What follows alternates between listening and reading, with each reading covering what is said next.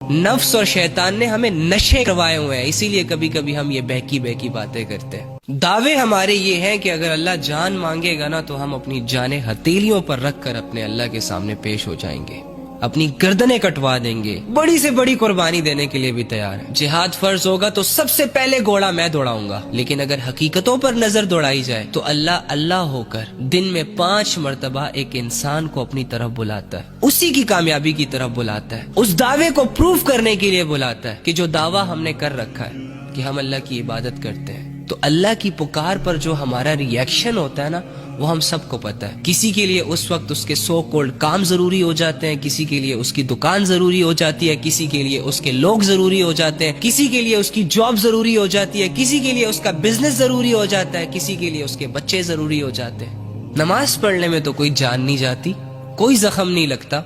इतनी आसान इबादत छोटे छोटे मसलों और छोटे छोटे फायदों और छोटी छोटी ख्वाहिशों के पीछे डिले कर देते हैं, स्किप कर देते हैं, जरूरी ही नहीं समझते। तो वो मैदान जंग जिसमें गर्दनें कटती हैं, जिसमें जख्म आते हैं, जिसमें रूहें जिस्मों से जुदा होती हैं, कि भाई उसके लिए तो हम सब तैयार हैं। नफ्स और शैतान ने हमें नशे करवाए हुए हैं, इसीलिए कभी कभी हम ये बहकी बहकी बातें करते हैं। हमारी हकीकत इसके अलावा और कुछ भी नहीं है कि मुनाफिकों की आला मिसालें मेरे अंदर और तुम्हारे अंदर पाई जाती हैं भाई।